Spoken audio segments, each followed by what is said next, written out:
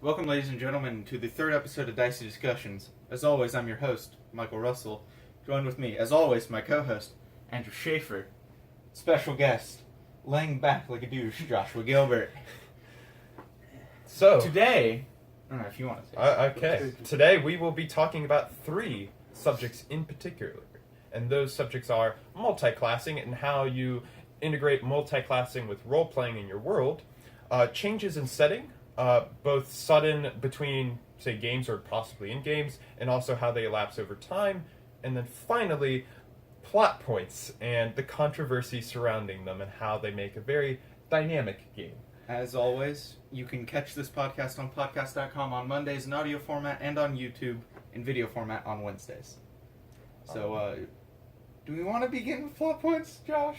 No, we can begin. Are you sure you don't want to begin? I like multi-classing, so let's begin there. Alright, so I think fundamentally, first of all, it's a very interesting thing to have a multi-classed character because, well, you're actually trying to build somebody who's skilled in multiple facets, and there are two things that can kind of go with that, and that's, one, you have, a pretty versatile character in your party, and that's good, but two, you have the possibility of somebody stepping on your toes with, what role you're playing in the party. It's interesting, to say the least. Yeah, one of the things that is almost like a negative of multi-classing, though, while you are gaining new benefits from another class, the more you do that, the less you are going to get high in that one class you started with. Yeah. So you're not going to have all those, you're not going to have that level 20 benefit, which for a lot of classes is really good. And say you're 10 levels in Rogue and 5 in another.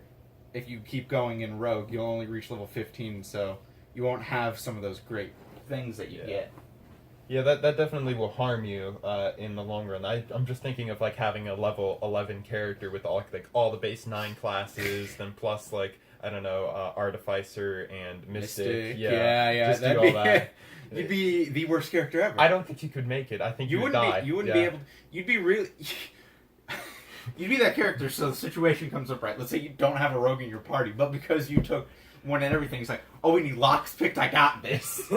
I have a high dex, guys. Well, but you're bringing up a pretty good point, and that is that you oftentimes when you multi-class, you just dip, which is like a colloquial term to say you take one level in a class to get an important feature, and then you proceed with the main class that you're going with. Yeah. And to bring up a subject that we had in the first episode, the crime campaign, I was multi-classed. I was 4 warlock, 1 rogue for that time because I wanted the whatever that skill is, the rogue skill that allow you to double proficiency into expertise. I wanted expertise. I wanted that because how good expertise is. Yeah. But I didn't want to play rogue because we already had a rogue in our party. Yeah, well, the thing is, I think rogue is a really good class to dip into, even multiple levels, because it has so many good features. Getting evasion would be evasion's amazing. Especially if you're a class that can't make very good saves or doesn't have a high armor class. Yeah. Say you're a wizard, to get evasion would be pretty good. Even the I think it's just a good say tactical weapon or utility to have the whole backstab feature where it's if you have an ally next to them, you manage to sneak up. Get the sneak attack damage. That'd be really. Unfortunately, if you're the wizard, that wouldn't apply to any of your spells. True, but I mean, even warlock, you sometimes use a crossbow, right? Yeah, you'll sometimes use your crossbow, or even you'd get up in there. Yeah, with a sword. Yeah, something. Yeah. So, all right. You got anything to add, Joshua? No. No. All right. I mean, I don't really multi-class. I think you both know that. I'm pretty straightforward. That's interesting. Let's talk about why you think going with one solid class is better, not only on a gameplay but also on a role play. Well, on role playing, it kind of unless you're if you're starting at a level 1 character, I don't think that multi-classing really makes sense in a story perspective because you have to actually find someone with that skill set.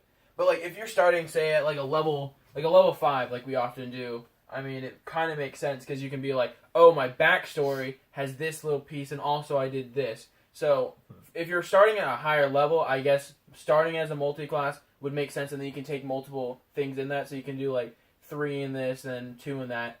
But, if you're starting at level 1, unless you're, you, do, a whole adventure, you gain your levels then, and then, you're gone, there's basically a gap of a month or so and another or probably longer. Unless there's that gap, you really can't be oh, I'm just now this class. Like, Yeah. It should be noted, if you're that rule stickler and you guys don't care that much for RP, nowhere in the rules does it say you have to seek out a person. yeah, but it just we doesn't make need to sense. clear that out. Yeah, it doesn't does make make sense sense. with the story basis, which is Yeah. why we all like to do that. It's like, go find But I this. mean, we're find a role guy, go find players, that. Yeah. and we're also super homebrew. Not only Well, I some know of us. homebrew. Andrew's kind of homebrew. I'm homebrew a folk kind of over like here. on He doesn't demand. like it. I'll think about it, but I'm not going to guarantee anybody anything. So, He's not a big fan of homebrew, but Yeah. homebrew's like almost necessary to a point, because there's some things that it adds to the enjoyment, because it'll give you the things that D&D doesn't give you. Well, yeah, and I mean, of course, it's fun to have variety within your games and have like a nice little twist. My whole thing with homebrew is like, it's basically like whenever you play like any board game, you're gonna have house rules. Mm-hmm. Homebrew for me is like The house rules version of Yeah, it's D&D. like it's basically like everyone here already agrees that this is the rules. Yeah. So the real rule. Yeah, I mean, like we honestly. did that for we did that with Thunderwave for a while, because we thought it was better as a Yeah. Well, no, we didn't think it was better. We were just retarded, and we didn't know. Well, okay, We read it I'm once. at fault with that. Yeah, Andrew's at fault. It's because the way it used to be played, Andrew was the only one with the book set. Yeah. So when we'd be like, "What's this spell do? What's that?" and he'd read it once and then recite it from memory every time. Yeah. I know. And so somewhere in that, he got Thunderwave.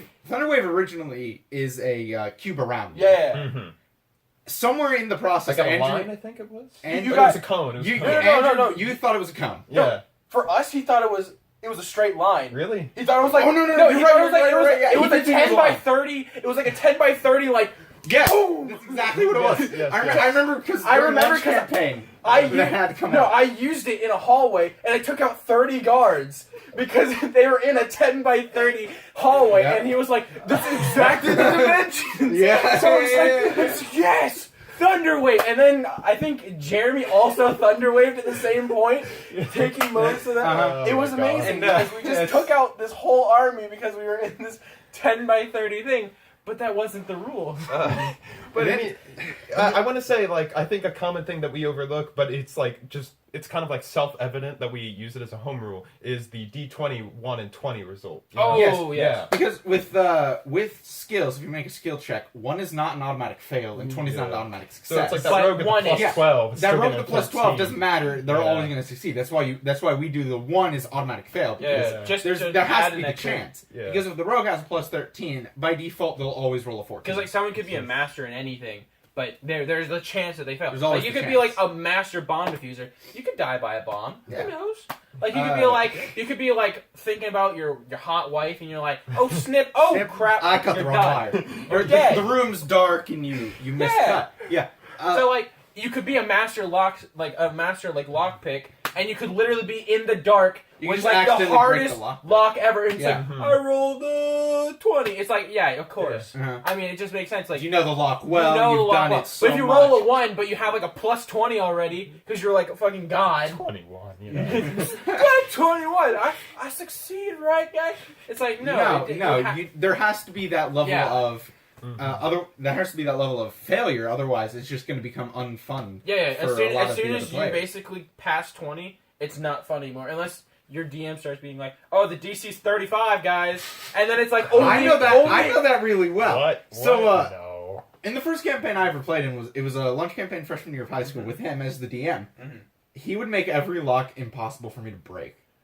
That's not It true. was really ridiculous. It wasn't impossible. It was just... I rolled a 19 on a lot of things. In like half the locks I couldn't open. that's just called really hard on the DM screen. Yeah, I know, but every lock in the world shouldn't be that answer. Nearly impossible is DC 30. And here's another funny moment from that. Seriously. That's I know. I've looked at the screen. You were just being an ass about it. And he helped me make the most broken rogue ever, too. He was like, Yeah. this is going to be fun and enjoyable for you. And I'm like, yes, it will. And then he just started shitting on my parade. All right. And then, no, the other example, it must be said, I was trying to steal a magical weapon, right? Or, I had no idea it was magical. Andrew just trapped the weapon so that I couldn't get it. He put an electric shock on, What like, the campaign was wall, this? basically. It was the same campaign. There was Andrew does this a lot though. There was a shield on a wall And he was like, I don't want Michael to get it. And so when I Well, no, the second I mean, touched it, it shocked me and launched me backwards. I It's a have little intentional thing that traps. Andrew likes I have to do. intentional traps. This was back in the day when you were just mad at me, though. Yeah. Because I was a broken rogue. So There's a you little were thing doing that Andrew everything. does. You were doing everything in your way to stop. I think Stop me that from was getting I anything. think the Oh, man. puzzle was What- like what- you're supposed what to am I splash like thinking a of? bucket of water on it. Like you're supposed to make it moist and it would just What am I stop. thinking But, of that Andrew does Ah. that makes things impossible? It's on the tip of my tongue, the top of. Oh, that's right, crowns. Oh yeah, yeah. Oh yeah, that's right, crowns. Oh yeah. He wouldn't- Okay. Before we start on our rant here, I have to explain. A crown is a game term that means that you make a specific NPC immune to death or Bullshit. anything that happens to them. It's bullshit. So it's used. It wasn't even immune to death. You couldn't kill them. You couldn't couldn't knock touch them them. out. You couldn't deal damage you to them. couldn't do really. anything to them. Yeah. It wouldn't. Okay, so how crowning should work is a lot like how Skyrim works, where you can cut them down, but then they'll be like, and they'll be injured. So like you could like fuck up like a You huge shouldn't warrior. even have I that. was You gonna shouldn't say, have that. You I don't should think- be able to just I don't, kill I don't anyone. use I've never crowns done that. anymore. I mean, like within the past 2 years, have I used crowns? Like I No. don't think I Yeah. have. no, you Yeah. haven't. So I mean, I've gotten over that phase. but The I'm reason just saying, was- especially in the time that Yeah. that happened, Yeah. crown was a huge My first character deal. died to a crown. Yeah. Are you bullshitting? No, How I fucking- tried to. I remember. Yeah, I was. It was my first ever character, Ginger the Great. He was a dragonborn warlock. I'm pretty sure. Yeah. Yeah. And I tried to kill. I tried to kill a king, and he had a crown on him, and he ended up killing me. See, the worst part is And that was you my used first to not character. have crowns. Mm. Yes, like the first campaign with which Oh, was, you mean like in AD&D? in AD because so yeah. when we started it was AD&D and he didn't have crowns because I killed a king, took his throne, and basically became the mayor of like this giant fucking city, and he was just like, yeah, that makes sense. You killed the king behind doors, it makes sense. And then he took his crown, but now it's like, oh, that king is off limits. Yeah, But so it's fine now. okay, I hate to say it, but like, deep down, I'd get a little bit, because like people keep like fucking around to the setting and doing Alright, weird things. it should- That's why I did Crown. That's why you did crowns. Crowns to me isn't the solution. If you want to do something like that to deter the players from doing that action, you just heavily buff the dude. Well, what You I used to do. Heavily buff you or have- have like 90 Here, guards. no. Here's what you do: you heavily buff the dude, or because you're playing with the screen, you fudge the rolls. Yeah. Okay, so here's another thing though. Like, it was I think a magic shop that you and Jeremy were trying to break into. You stole something and you killed the owner, and I think I sent in like something like 75 guards into one's place, which is unrealistic with the scale of the city. I mean, it was the capital, but just on demand within 12 seconds, Yeah. the Yeah. 75 guards. That was bullshit. But he was really important magic Yeah. shop owner. yeah. You know? Could Big you imagine, cameras on him. Andrew? Could you imagine if someone just killed Sanguis? No, but that's like Oblivion guards. It's like you kill somebody within their house. and- No. That what you did to them is Oblivion guards to the point where you commit murder in the woods. You kill anyone that would have noticed the crime. You go to a city and the guards are like, "Hey, I know you committed that crime that I wasn't there for." Yeah. It's fucking bullshit. Well, okay. I'm not sure about this, but like, I don't want to deter. But like in Oblivion, it's like they always say somebody sees your murder. I'm like, what? yeah, Who someone sees it? somebody saw your murder. I was And literally then in a cave. It's the worst. All right. I killed like a lizard. I saw you right there. what? Okay. So, all right. Are we good with multi-classing? I love how we Multi-classing, talked those- about multi-classing for 2 Homebrew. minutes, and then we started Well, yelling. multi-classing is that sort of thing where you would incorporate homebrew into it. Well, yeah, because To the extent because to where it's multi-classing, I mean, even though it is a legit thing in D&D, it kind of can be taken as its own little form of Speaking homebrew. of homebrews and multi-classing, Michael, don't you remember that great time I homebrewed Adrian's multi-class? 18 Yes. level characters and it wasn't even homebrew. You were just an idiot and didn't read the multi-classing rules. Why?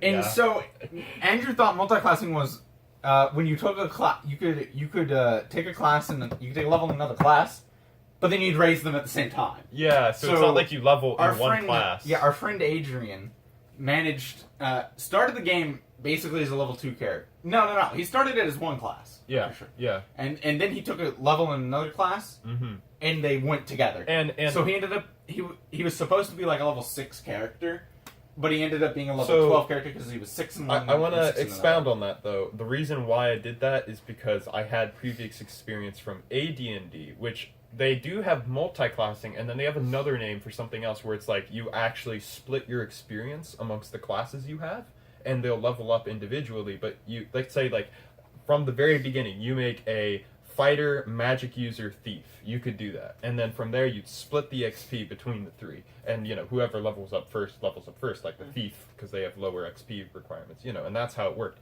So that's why I did what I did, is because I should have read the rules, but I was Yes, just like, should have. it just carries over. It's just We over the DM years growing pains. we discovered that Andrew kind of just skimmed through the rules. He also wings it a lot. Winging it's perfectly fine. Unless there's a specific rule in the book that's just like, you can't do that. Especially rule stickler Andrew. Rule stickler Andrew not knowing the rules is a bit annoying. Yeah. But he's like, no, you can't do that. Yeah, and it's just like, it's right here. I had to correct him on a thing because he thought you had to have if it was you're casting a spell that requires a material component. If it required multiple materials, you needed an arcane focus or component patch for each material. Yeah, for like each individual set. And I think I learned. I'm trying to remember where I learned that from. I was DMing under somebody else. I think it was when I was playing with the people at Larry's, at Big Larry's. That is what you told me. Yeah. Yeah. So, in any case, I quickly corrected Andrew yeah. because that will get that's Well, bad. yeah, what I was thinking is like you'd have like a character say like have an arcane focus and a component pouch, and it's like okay, so you need two like separate things that aren't valued by gold, and you just go yeah, and you cast the spell, but evidently no. Yes. So okay, want to talk about changes in setting, or we want to? We can do changes in setting. Yeah, I think changing setting would be a good thing to Okay. transition to. So, one of the things that I struggle with, but I really try to achieve, and it's more about like getting time to, I guess, explain the finer qualities of your setting through your character's interactions. But it's like instilling a feeling about the setting that is, like let's say you're going to a metropolis, a fantastic city. You want to make sure that your players like feel like this is a fantastic city, and then when things fall apart, you want to make sure it's like sudden. It's like terrible. I think a huge thing, like just based off like perfectly just setting, not like changes in setting. The whole like there's a huge thing with if you're having like a metropolis, you want to make sure that you give like players options. You can't just be like there's one shack here that you can get drinks and there's like this. You want to be like there's a bunch of stores. The closest one near you is this one, but if you want to find this, then you can go there. So basically, you want to make sure that you flesh out before, and you have like at least like a few backups. Like say you're in like the capital, you're not going to only have like one like weapon shop and one blacksmith. Mm-hmm. Like you would have like at least 4 good blacksmiths, maybe one shitty one on the side. He give you that deal for that like the way broken axe. Yeah. The way that I always ended up seeing it is I'll do that. I'll have like the 4 different stores, and the people will walk into the city, right?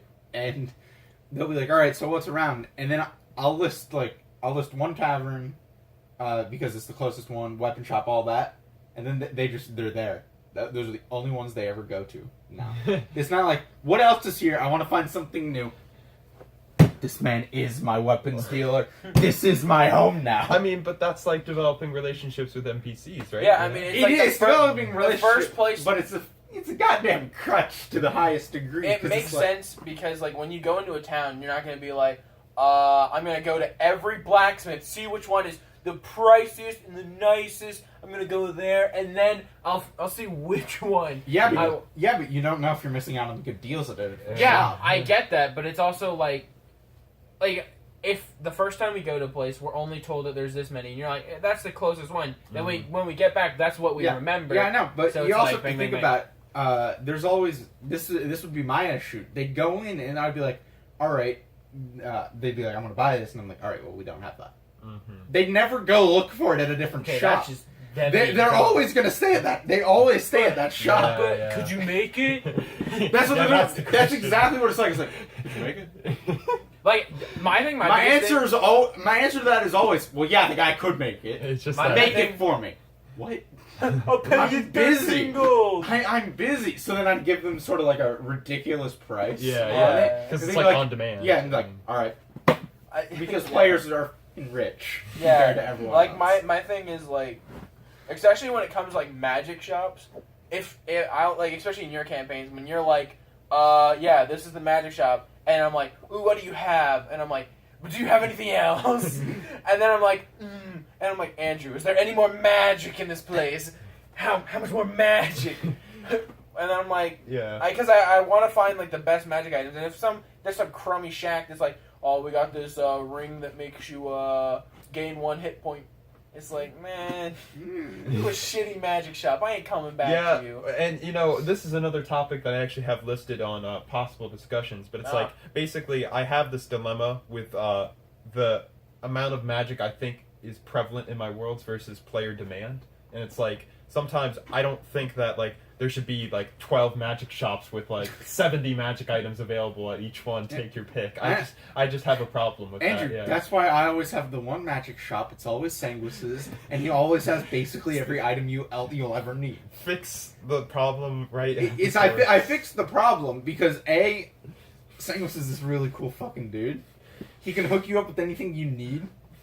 But if he needs something from you, he'll get it from you. Yeah. He could. It'd be like you'd walk in, he'll make friends with you, and then he'll send you to do his dirty work. Is basically how Sanguis would operate. Yeah. It hasn't happened yet, but if a party walks in and Sanguis is like, "I need you to do this," and they're like, "No," he'd be like, "What do you mean now?" I mean, look, you're gonna get some good deals. Sanguis gives amazing deals. And he can guilt trip you like a motherfucker. Yeah. You don't want to harm Sanguis because he's just this lovable dude. It's like you can't let him down. You really can't, especially because then he'll make you do full price. Oh yeah, if not a little more. That's how it gets you. So anyway, I mean that's like that's the dilemma I have with magic items, and I think Michael's is a good solution, especially because what I think we discussed it earlier. Michael and I are trying to do is like stick with the world. So if we stick with a single world, we can transfer lovable NPCs over settings with good reasoning, of course. But that goes to our change in setting, and I would have had to deal with the change in setting the most because the one campaign that I did and the one I'm doing now, they were 3 years apart on the same world, but in different continents. And so you'll hear about the. The worst part is they never finished the old campaign, and they kind of left it to where the villain just got out. Mm-hmm. They didn't go and do anything about it. Yeah, and it kind of died out. So 3 years of the players kind of left, and I caught up with 2. So they'll hear rumors that it's like, oh, you remember that big villain that came out? Yeah, there's kind of not a country there anymore. Yeah. Now it's It went from a kingdom to basically a confederacy. Well, I mean, the thing is, though, is you can make them you can make relevant changes based on that. Let's say, I don't know, that kingdom and this colony, they had a pretty good relationship with trade, and so now it's I don't know, this town is starving because the mainland provided a bunch of their food, and you can make that change explicit within the world, and you can make I don't know, bread and food a ridiculous price for the players, and it's oh shit, yeah, we're gonna starve. It's it'd be especially bad because oh shit, then say you have a few of the players in your group were in the old campaign. It's oh shit, I'm the reason for this. Yeah, so your actions have an influence over the world, positive or negative. It's not only your actions have consequences. Now it's to the point where it's the actions you didn't do are coming back to haunt you. The omission of action. Yeah. This is what you get for not doing this. I kind of, to go off on a little thing, I kind of actually want to have a campaign where it's basically a whole world change. There's an outbreak of something, and basically the players have a limited time to figure it out. So it's on a timetable, the whole world is there's it starts at one nucleus, and then spreads, and it's basically killing and changing everything. So it's basically you're on a timetable. So if someone's oh, we need to wait a month, that month will change everything. Mm-hmm. Basically a whole metropolis could be wiped out in that one month. We had that at one point, and back to lunch campaign, because Andrew, when we actually finished the main quest line, really, the first part, his follow up was basically this shadow dragon dude that was just destroying towns, and like turning people into these monsters. Mhm. And it started in one place, and then it did slowly spread. Unfortunately, his way of solving that was kind of... Well, let's not forget, I had another thing similar to that, though. If you recall, there was the Hobgoblin invasion from the south, if you remember, during the main quest line. Yeah. And you would see multiple encounters with, like, say, Hobgoblins on the road. I remember and, like, we used that to... I used yeah. that to my advantage in the final fight. I went out of the fight, encountered a... No, it wasn't a Hobgoblin invasion, it was orcs. I remember that specifically. No, it was Hobgoblin. No, because I encountered an army of orcs. Well, I think those were mercenaries, dude, because I'm telling you, I remember whatever. referencing the Hobgoblin statistic. Well, yeah. this still brings up, like, using your environment to your advantage. I was Yeah, like, yeah. oh, I heard about this thing with, like, orcs or whatever, so I went out into the road, and I was like, oh, orcs. Hey, you want to help me? City's yours if you help me. And they were like, I basically bought an army, and I stopped the invasion. Yeah. So there you go. Yeah. All right, So I mean, that's like using setting and changing setting. Yeah, changing setting, using setting. It should be said, as we like described in the first episode, having like a world that isn't centered on the players is always nice. Yeah, having a world that basically, no matter what the players do, will still like do stuff is great. Like, say, basically, like, what I like to do is, like, I like to make like little like points for, like, first off I flesh out a map of where everyone is because I like making kingdoms, and then basically I'll be like, where do you guys want to start? And it's almost always dwarves. It's really weird.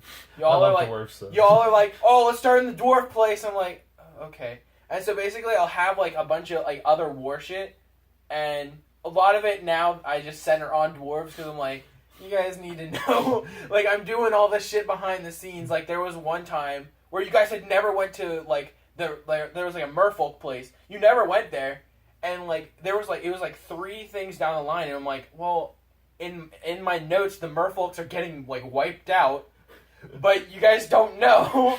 And you're not really near there, so I'm like, well, shit. Well, you just have to pull something like, have you ever heard of the merfolk? And, you know, Yeah. like, oh no, yeah, I heard because they're you getting guys were wiped out. literally like here, and the merfolk were here. Yeah. So it would have taken like months to get down there, and you wouldn't even like be able to save them. Having all of that is like the different kingdoms and everything happening in it is always nice. But It's a lot of work on the DM. it's a lot of work on the DM. But something that I always like to do is I never understood, like, in all this like story and everything, why there was always just that one big villain. It's like, yeah, he made himself known. Like, take Skyrim for example. It's like, oh, Alduin's coming in. He's gonna destroy the world. That's because you need an end goal. Yeah, you need the end goal, but it's like, well, I'd imagine that there's someone else wreaking there could havoc be, on like, the land too. What's his name? So What the fucking dragon that gives you Fuxrod? What's his him, name? yeah, but he's working. Parthenax? Parthenax. Parthenax himself could have been his own villain. Yeah, but except Parthenax was like a good guy. Yeah, Parthenax was a pretty nice guy. Yeah. Yeah, but then you. All right. Yeah, You're saying like he would have turned Tandem. people? Who killed him? I didn't. You guys didn't kill Parthenax. No. Why would you kill Parthenax, dude? Because it was kind of like that. He was your mentor, and now you need to take up reign. And What you gotta I'm kill hearing him. was you killed him because you're a blade bitch. No. I killed him. Anyway, the whole argument is Parthenax, Parthenax was he wasn't a villain, and like every other dragon worked for Alduin basically. Mm-hmm. Yeah, but So there where's could have that- been. There could have been this guy that wasn't a dragon that was like causing problems too, but there wasn't because it's a video game. There has to be an end goal. Yeah, yeah. And so in a lot of my D&D games, I mean, for that, I think is it the Thalmor? That's the High Elves. yeah, Yes. There could have been like a whole there could have been a whole like there was a little bit, like there was a little piece, Yeah. but that was more side quest stuff. And then there could have been like a whole like they're invading the not the Yeah. Imperials, the Stormcloaks, and now you have that to deal with. you too. had like the Civil War to deal with, but Yeah. that I didn't care that for that. wasn't I So, killed everyone. In my games, I like to have it where it's like, all right, eventually they figure out about that one villain, but he's not the only problem. Mhm. You just don't know about the other problems. Yeah, that's like it. so, there's the big bad villain who's gonna like destroy the world. But there's Sure. actually And- over and, here. like, There's a bigger, he's- badder villain. He's like, it's like, yeah, he's known because his way of doing it's ludicrous. And then there's the criminal underworld boss who's like, and now I rule the world, Yeah. and you don't even know it. Yeah. And so it's like I like to have the problems where it's Mm-hmm. because realistically, there's not going to be just the one guy that's out to get the world. Realistically, Yeah, there's yeah. going to be like multiple in organizations the same area too. And what's Yeah. interesting too is having it so that the players kind of have to, for lack of a better term, appease the multiple villains. Like they have to deal with this one problem, while meanwhile this guy's growing stronger Yeah, or doing 'cause, like, something over here. in this. Yeah. And I can't call. Sorry, I got to take this guy. Yeah. Oh And, no! It's a Civ 5. all right, and having that is really nice. Yeah. In that's like the whole evolving world. The world Yeah. doesn't stop with you. Mhm. It just makes sense because like in one town you could have like this underground place where there's like a boss of that, right? Then you also have the king, and you could also have like a corrupt person in the king's like basically royal like his royal advisor, and he could be corrupt, and he's basically amassing his own army. But then at the same time, there's like a wizard guild that's doing something. So you basically have 4 huge contenders for who owns this place, and it's basically like you could basically any one of them could be like the big villain. Yeah, that really set well with my first campaign that you were in. There was like a whole Civil War / coup thing going on, and then there was this cult trying to bring this guy back, and so it was obvious. It was like, all right, well the cult's the evil here. Yeah. Let's go try and stop that, and they never did. And the whole campaign kind of died out. The guy came back. And I was like, okay, it's not my problem anymore. And what it ended up boiling down to was it would have been like a 3-pronged war. Who were they siding with? Yeah. Because it would have been like there was the rebels, there's the original kingdom, then there's this new cult people. Well, they immediately were like, well, the cult's evil. So now it's like, who do you side with? Do you want to side with the king who at the time was kind of like he wasn't doing the best. He had lost like half of his kingdom to these people, and now there's the cult who's got his own portion. Yeah. And then there's the rebels, and it was like, well, they had a run-in with the rebels at one point, which like wasn't good. I was gonna say, weren't the rebels also like they had magic, like some They kind of blood magic, Yeah, they too. blood magicked us. So I mean, of course, Yeah. it wasn't the nicest thing to do. They weren't the nicest. Well, to be fair, you weren't the nicest back to them. just You wanted weren't to- nice at. We wanted to pass through town, and they like blocked us or something. I think No, you wanted to pass through town, and Chris was a dumbass. Okay. Who- Well, actually makes sense. yeah, and so it was a whole fiasco, and so the impression didn't sit well with them, but we never got to resolve that. Campaign ended up dying out, and now it ended up resolving itself. Yeah. As a Confederacy. So Well, I mean, that goes to show though that you can't, or you can, but it's better to have multiple sources of change within your setting, not just one core backdrop evil. yep, That's you need to. The world has to be living.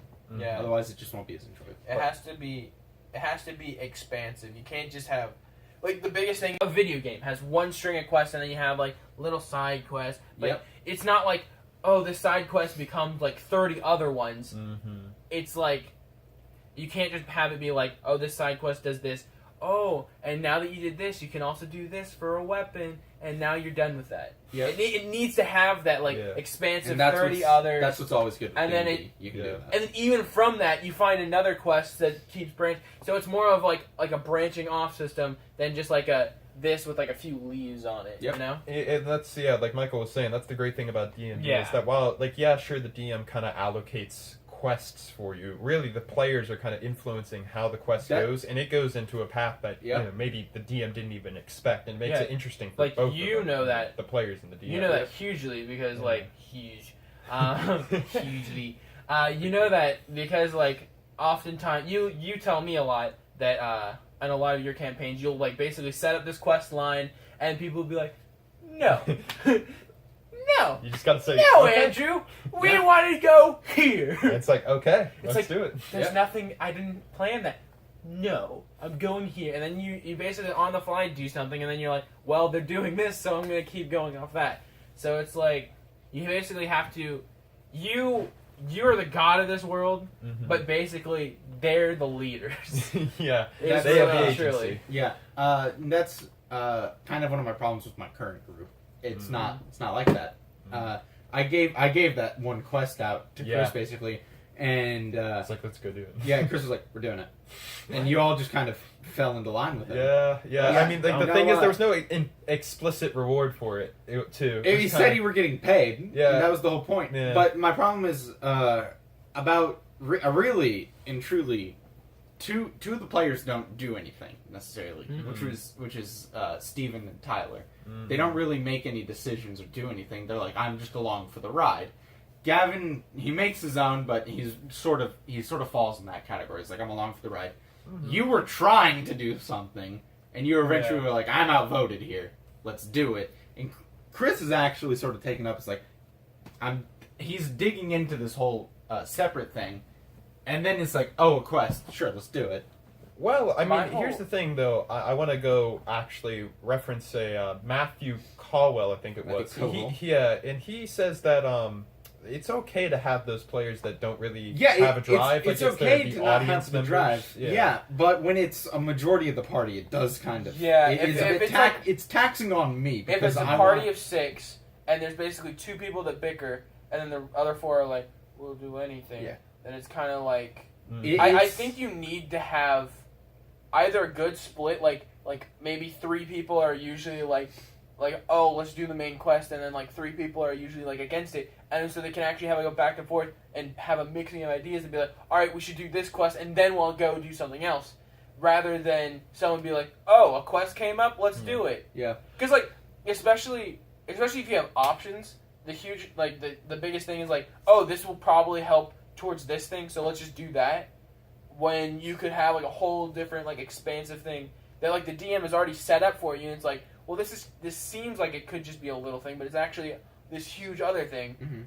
But I think that only people that really get that are people that DM, because we know exactly that how we set up worlds, and we know exactly how we do everything. So we know being that person that goes off on something new is actually kind of fun for the DM, rather than just doing this quest that I've done for 3 other groups.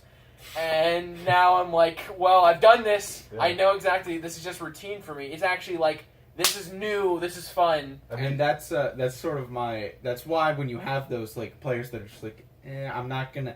They hardly talk. They don't interact much. Yeah. It's taxing on me. The only time that's actually okay is if it's role play wise. Like not for D&D, but when we were playing Mistborn, my whole character was a servant. So I would only input. Oh, I see what you're saying. I would only input when I was basically asked to.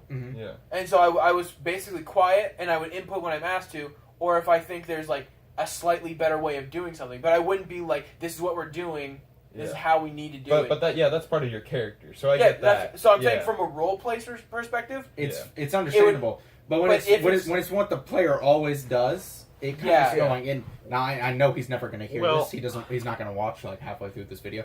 It's Steven. That's what Steven does. Yeah. He's always quiet. He doesn't really do that. He's not that interactive. But he has fun with it, which is fine, and I like that he has fun with it. But in my game, and that's why I don't.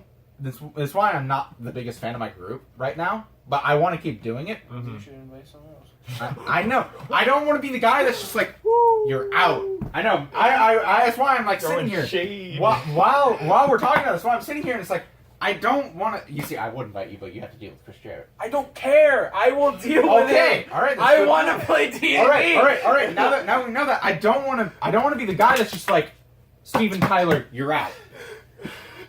Just be like, hey, could you guys basically like be more involved? I can always just retroactively add you too. I don't.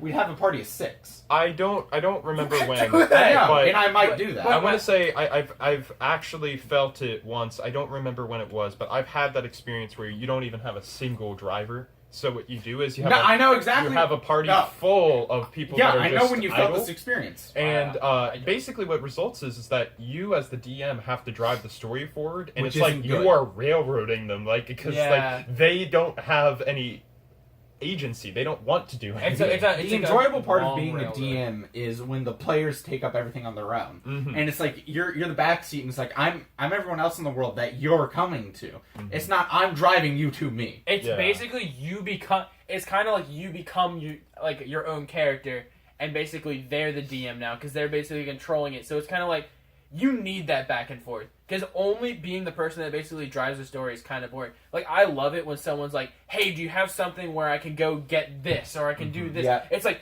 thank you. Because I can now make a story out of that, and now you're helping me by making that story a reality. Yeah. Mm-hmm. I tell you, my favorite player is the one that asks questions, even if they're, you know, like maybe seem silly or And little or not insignificant. Yeah. It's like you get to learn more about the world that you're in. And that's why yeah. in my group, you, Chris, and Gavin are my favorite players. Mhm. You'll ask those questions, Yeah. you will dig further in, and you're not afraid to just be like, you're not afraid to explore, basically. Mm-hmm. Tyler and Honestly. Steven are. Yeah. And I get it. They're there for the more combat-oriented I part. want to say, I think that part of it has to do with that they're new to the game and they're still learning the combat. I mean, like, I know Tyler and Steven have both played, but they haven't done any serious investments. And I know Chris hasn't done that much either, but he's played in at least like 2 games, right? Yeah. Maybe and 3. he knows how to. Yeah. He knows how to work it. And Gavin's fairly familiar with Gavin's gaming good in at general. roleplay. Yeah. He's So- good at it, and that's why I'm making the statement now. Joshua Gilbert, welcome to the group. Unfortunately, you won't. If I were to bring you to the next session, they'd be in the middle of it. I was gonna say, yeah, like, the thing is, right now, we're actually in the middle of a dungeon, and we're having an encounter with, like, who knows what this thing is. Just put me in a cage. Please, Tyler, cast Detect Good or Evil. Just put me in a cage. I can. I can. No, Just put it in a it cage. no, it's not. It wouldn't work out that well. I'm sorry. Damn. I could just put it in. And it's like, all right. Well, you showed up. You were just exploring on your own. He's the NPC. He's No, the one they he- discovered. No. So I'm getting a feeling this guy's an evil NPC then? No. It's just, I'm evil. no. You'll know because it's gonna be explained the second you walk in. No. You'll know why it couldn't be him. Alright. All right, but But I feel like that covers setting that evolves and Mhm. changes. So, But actually, with your character, like your favorite players are people that ask questions. It's very interesting because that to a T is pretty good, but it's bad when the actual player only has their mind on one thing. okay, that I can understand. It's like, Jeremy. yeah. Jeremy asks Yeah. questions like a motherfucker, but he only likes combat.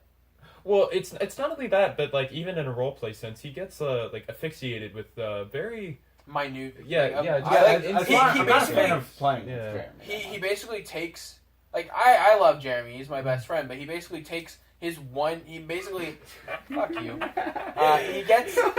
He gets one character trait for his character, and then that basically becomes his character. yeah. Like yeah. he had a character in the crime campaign where the character's whole thing was like, Yoink. oh, I yoink, yes, That's I steal whatever I think is nice, and then it basically became like he basically you two together I think made a thing where if he sees something he likes he has to roll, and if he doesn't Mhm. control his like addiction, and then it basically became this thing that just added like took away time. Mhm. It just took away time from the actual Yeah. story. And I think that a more competent player will actually roleplay that voluntarily if it's really a thing, rather than having a random chart for it or Yeah. something. Yeah, having like a roll off, it kind of like I think that for role playing, the only time you should have an actual roll off is if it's like contested. Yeah. Like if you're talking to someone and you're trying to persuade them, but you're actually saying things that make sense, and it's not like that person would have anything against you, like per se.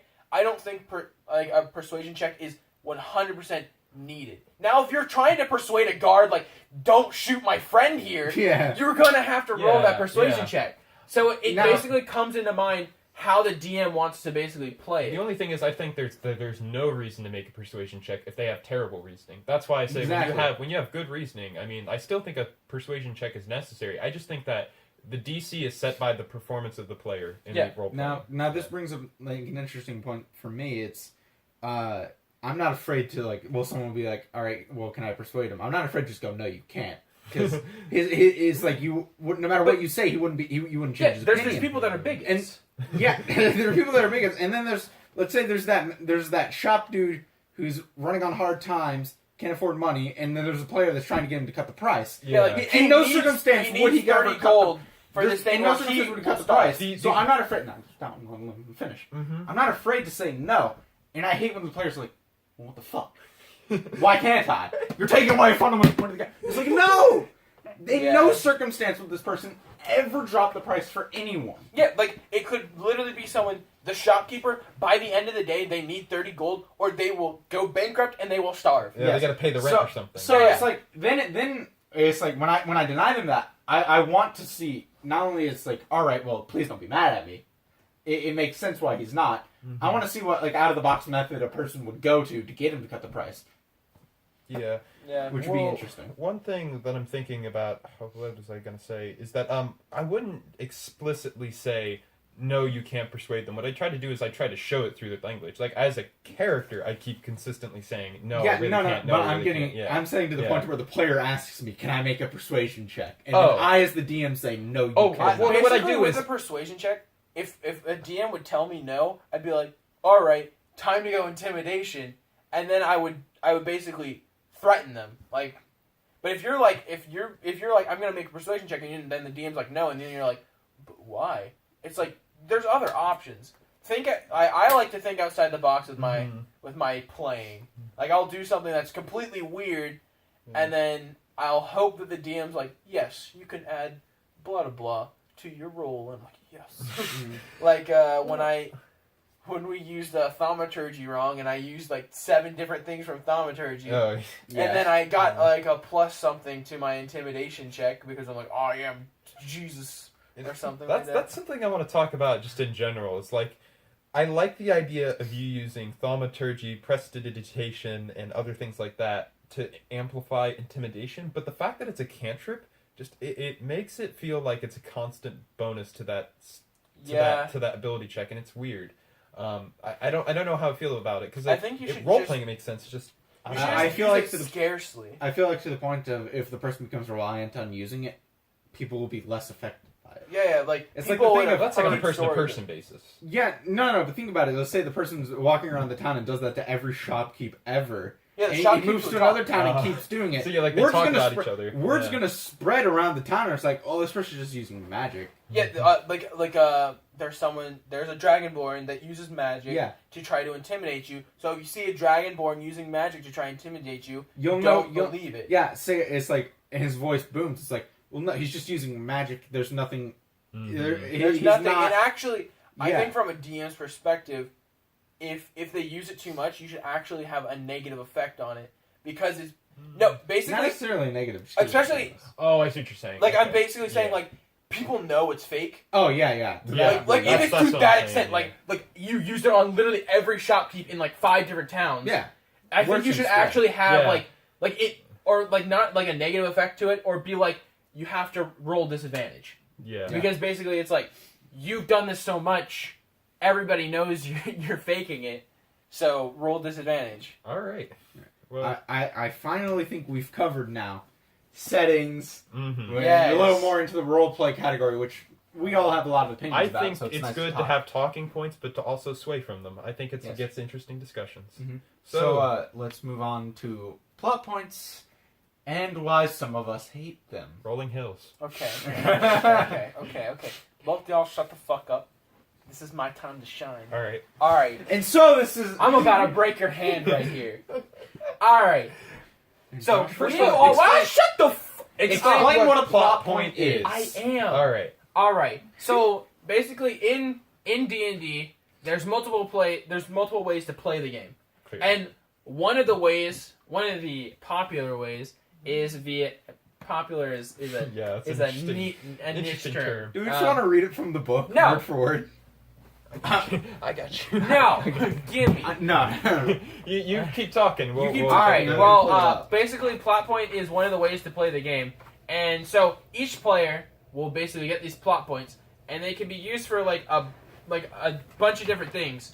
And so one player will basically start as the DM, Mhm. and there's actually multiple ways to play a plot point. To be fair. There's multiple ways, But there's the one that. there's one that There's we really play. only one way to do it. Yeah, there's one good way, and we kind of actually took things from two different ones. It's called The God Must Be Crazy. We did take it, but we were dealing with Jeremy, who refused to use a plot.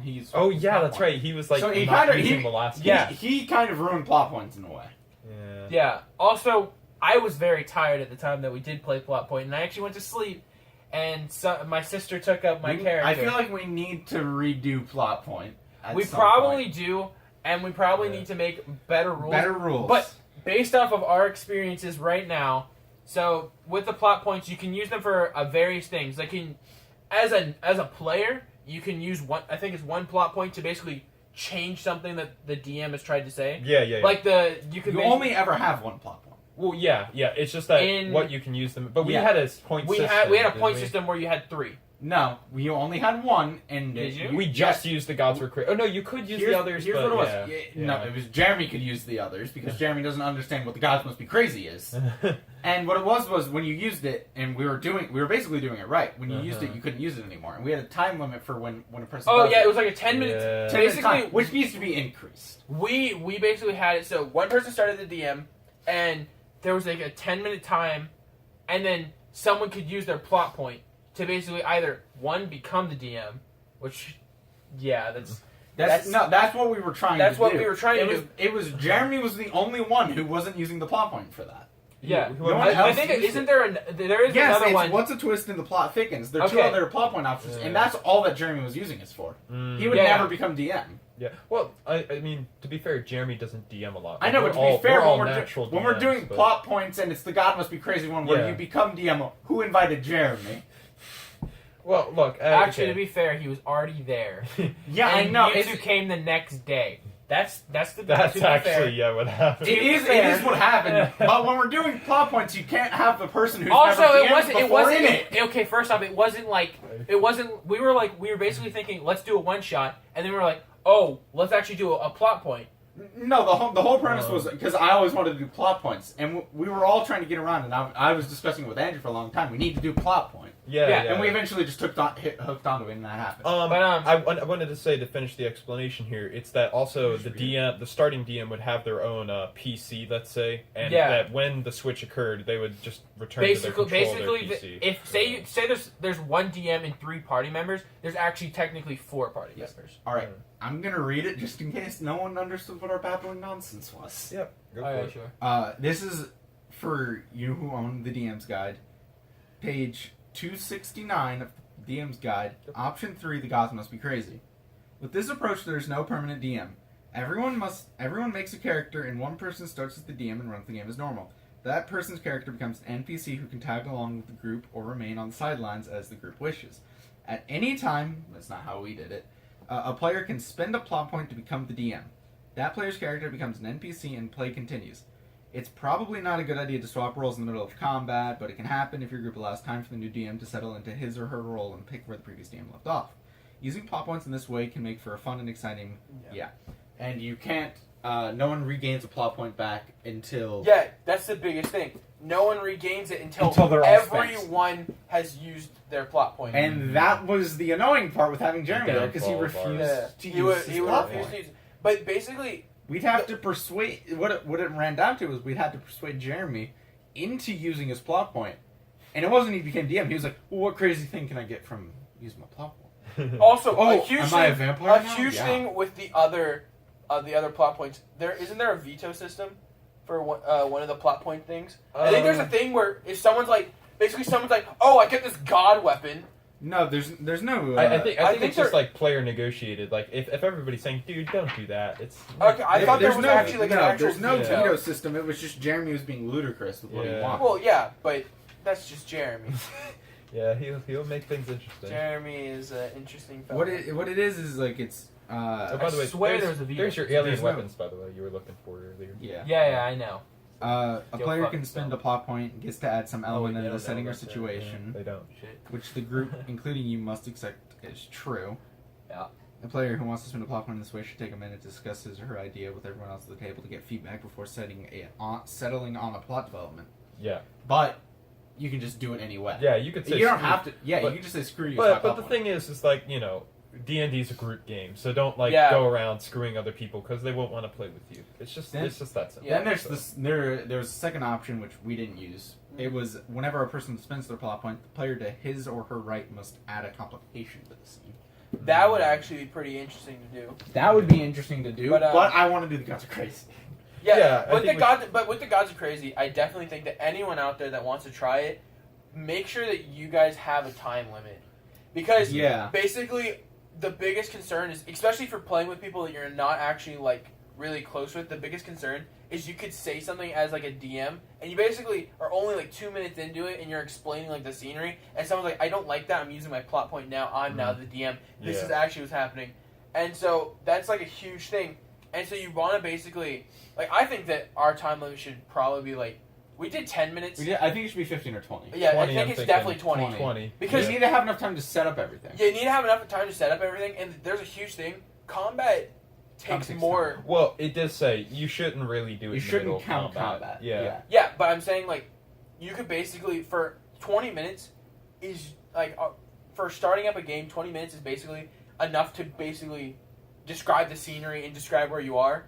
And so as soon as you do that, someone else takes up and is like, now I get to tell you what the quests are. And it's like, yeah, that's cool and all. But I didn't have. But It's it's like completely irrelevant to what I set up. It's like I set up this whole like world, and I tried, and then basically someone's like, "Oh, this completely other thing." So here's a controversial thing that you could do is like you could have it so that the starting DM gets a longer period of time. Yeah, it gets like an hour, so it's like, and then it's like. But the thing is like some times. people are going to be like, "But I wanted to be DM" or something like that. So. The whole like setting up a setting and then just changing off, and the person does everything that's different to what you did.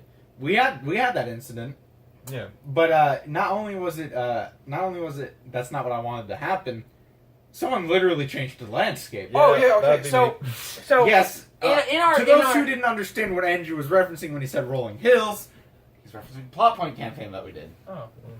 So basically, when we started Plot Point, I was the first DM. Yes, you were. And I think I fucking nailed it. I made a huge thing. I basically said the whole world is blacked over because of this dark overlord, and I described the city perfectly.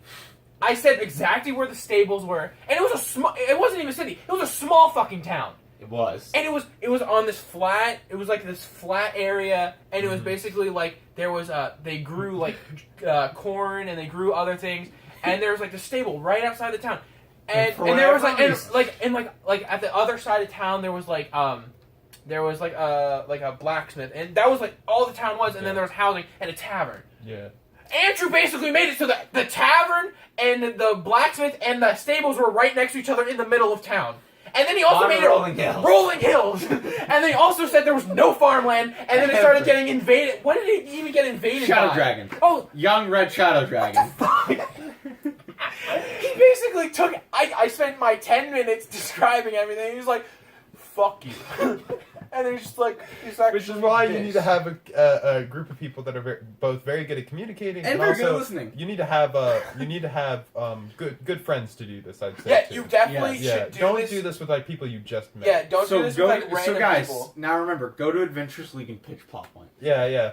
Or go on to like Roll20 and just have like just do a plot anybody point. I'll play with you plot point. Yeah. You go to Adventures League and expect to play Plot Point. Yeah. Yeah, that's. I feel like that's the best way to do it. But also go without a character made. But yeah, go without a character made. It's your first time, and you want to play Plot Point. Yeah. That is You how will get Adventure League in works. instantly. Yeah. Everyone will love you. Everyone will love it.